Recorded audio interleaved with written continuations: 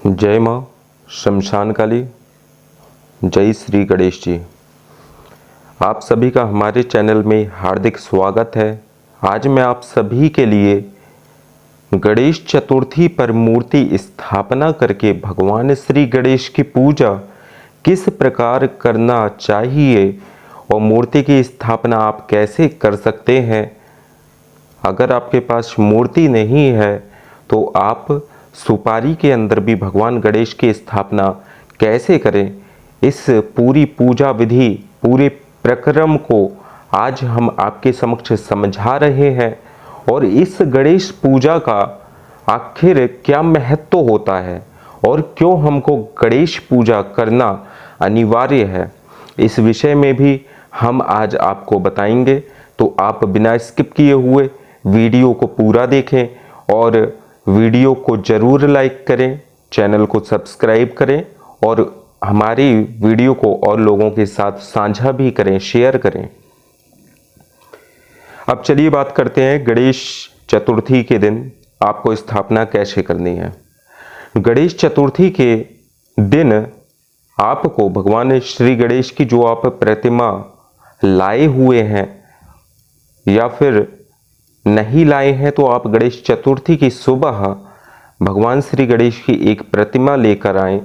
अगर आपको कोई मुहूर्त नहीं पता है तो आप अभिजीत मुहूर्त अर्थात 12:30 से लेकर 1 बजे के बीच में गणपति स्थापना कर सकते हैं।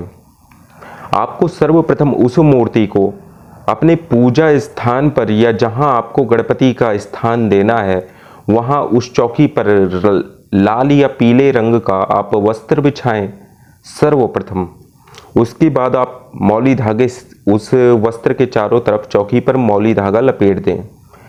इससे आपकी चौकी तैयार हो जाएगी। उसके बाद आपको गणपति प्रतिमा को वहां रखना है और इस प्रकार से आपको ओम गम गणपतये नमः कहकर हाथ जोड़ते हुए आप 3 बार ओम गम गणपतये नमः श्री गणेश आवाहयामि पूजयामि निवेदयामि इह गच्छ इह तिष्ठ ऐसे कहते हुए आप दोनों हाथों को ऊपर उठाएंगे और भगवान श्री गणेश का स्वागत करेंगे।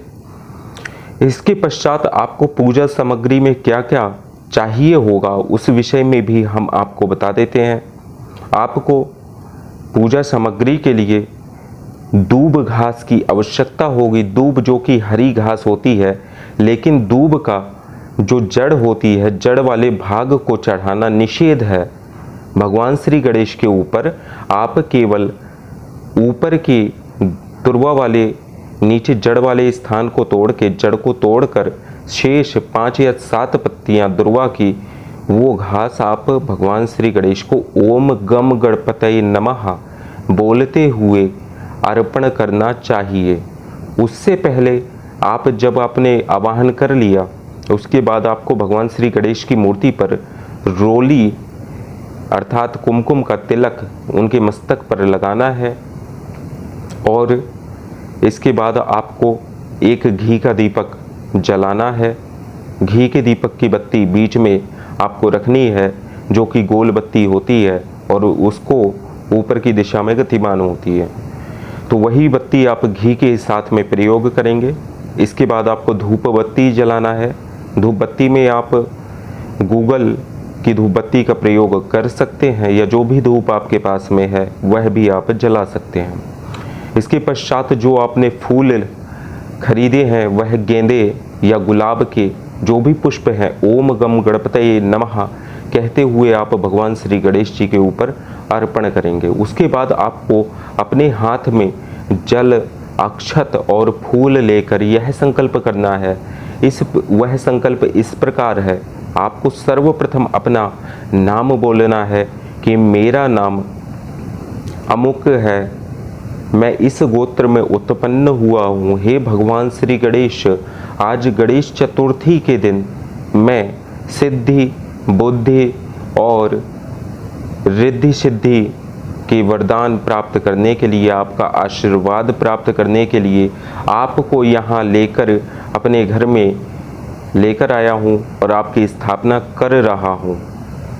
आप इस मूर्ति में आकर के मेरी जो भी पूजा श्रद्धा है वह श्रद्धा अनुसार मेरी पूजा को आप स्वीकार करें। इस भावना को करते हुए आप भगवान श्री गणेश से कहें कि मैं आपके अपने गुरु के द्वारा, अर्थात मैंने जो आपको इस वीडियो में मंत्र दूंगा उस मंत्र का आपको 1000 बार जप करना है। आप उसी दिन संकल्प ले लें कि आप नित्य प्रति गणेश विसर्जन तक, गणेश की मूर्ति विसर्जन तक आप, अर्थात अनंत चतुर्दशी तक, चतुर्थी से लेकर अनंत चतुर्दशी तक भगवान श्री गणेश की 1000 मंत्र अर्थात सहस्त्र मंत्र का आप जप करेंगे। आपको मंत्र को भी बोलकर कह देना है कि मैं इस मंत्र का जप करूंगा जो कि मुझे अमुक गुरु जी के माध्यम से प्राप्त हुआ है।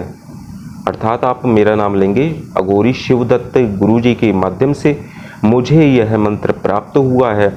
मैं उनकी अनुमति के आधार पर आपका प्रतिदिन सहस्त्र मंत्र का जप करूंगा और मुझ पर आप प्रसन्न हो जाइए। जो भी आपकी कामना है आप वह मनोकामना भी मांग सकते हैं। अगर किसी काम में आपको अड़चन आ रही है, विलंब हो रहा है या आपके कार्य नहीं बन रहे हैं, शत्रुओं ने आपको पीड़ित कर रखा है, घर में घर कलेश रहता है, तो ऐसे में आप भगवान श्री गणेश से प्रार्थना कर सकते हैं, क्योंकि वो सर्वप्रथम और प्रथम पूज्य देवता हैं।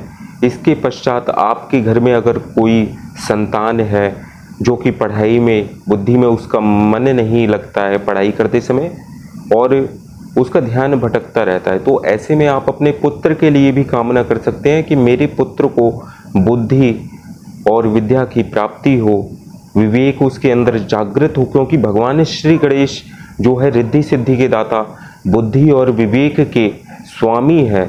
उनकी जैसा वेदों का जो लिखित, भगवान वेद व्यास के द्वारा जो भी वेद लिखे गए हैं वह श्री गणेश के द्वारा ही लिखे गए हैं। इसलिए बुद्धि और विवेक दोनों के जो स्वामी हैं, समस्त प्रकार की सिद्धियों को जो देने वाले हैं, ऋण को हरने वाले हैं, अमंगल को दूर करने वाले हैं, संकटों को नाश करने वाले हैं, ऐसे भगवान श्री गणेश का पूजन गणेश चतुर्थी से लेकर अनंत चतुर्दशी तक अत्यंत अनिवार्य होता है।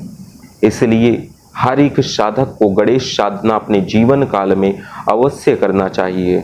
जिन लोगों की साधनाओं में विलंब होता है, साधनाओं में असफलता प्राप्ति होती है, उसका एकमात्र कारण है गणेश की पूजा ना कर पाना।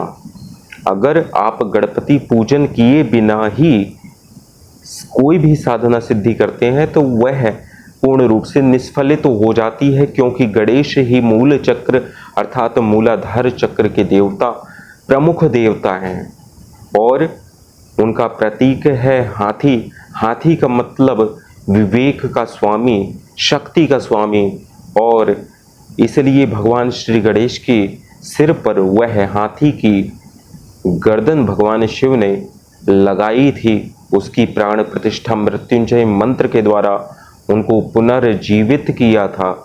इस आधार पर भगवान श्री गणेश की सूंड हमेशा यही बताती है कि उनके अंदर बुद्धि और विवेक है, दूरदर्शिता है, उनके कर्ण बड़े हैं, बड़े कर्ण होने के कारण वह एक श्रोता भी हैं, जो कि सुन करके स्पष्ट लेखनी उनकी अवश्य बहुत तीव्र गति से चलती है।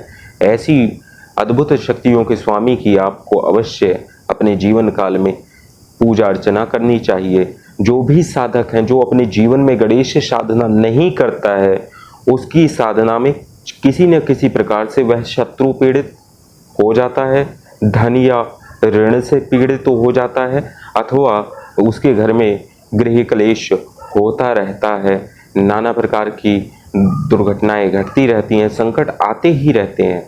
तो स्थिरता अगर आपको प्राप्त करनी है तो भगवान श्री गणेश के जिस विधि से मैं पूजा बता रहा हूँ उस मंत्र के द्वारा आप केवल 10 दिन की पूजा करके फल प्राप्त कर सकते हैं। तो इस साधना का मंत्र है ओम गम गणपतये नमः। आपको प्रतिदिन एक ही समय पर सुबह और रात्रि काल में भगवान श्री गणेश की 1000 मंत्रों का जप करना अनिवार्य है। जो साधक एक समय कर सकते हैं वो केवल एक ही समय करें, चाहे दिन में कर लें चाहे रात्रि में कर लें, लेकिन आपको अंत में 1000 मंत्रों से भगवान श्री गणेश का दुर्वा, केसर और दूध मिश्रित करके भगवान श्री गणेश का तर्पण करना आवश्यक होगा। और ये तर्पण की विधि भी हम आपको बता देते हैं। आप नित्य प्रति 1000 मंत्र निश्चित समय पर बैठकर जरूर जपें। इससे भगवान श्री गणेश 10 दिन के अंदर सिद्ध हो जाते हैं, उनकी कृपा की आपको प्राप्ति हो जाएगी। इसके बाद में आप केवल अपने जो है सुगंधित इत्र लगाते रहें भगवान श्री गणेश को समर्पण की भावना रखते हुए। तो आपको जो अंतिम दिन है चतुर्दशी, उसके दिन आपको तर्पण करना है। आप चाहे तो 100 तर्पण रोज भी कर सकते हैं। आपको ऐसे दाहिने हाथ में जल लेना है, ओम गम गणपतये नमः, दूसरी थाली में जल को गिरा देना है, अथवा आप उस थाली में ही जिससे जल ले रहे हैं उसी में ओम गम गणपतये नमः तर्पयामि ऐसा बोलते हुए आपको 100 मंत्रों से नित्य तर्पण करना है। क्योंकि भगवान श्री गणेश क्या है, तर्पण से प्रसन्न होते हैं और यही इनकी पूजा का पूर्ण विधान है। और भगवान श्री गणेश सभी के ऊपर अपनी कृपा बनाए रखें, आशीर्वाद अपना बनाए रखें, सिद्धि बुद्धि प्रदान करें। इस शुभ कामना के साथ आज के लिए बस इतना ही। जय मां शमशान काली, जय श्री सिद्ध विनायक का।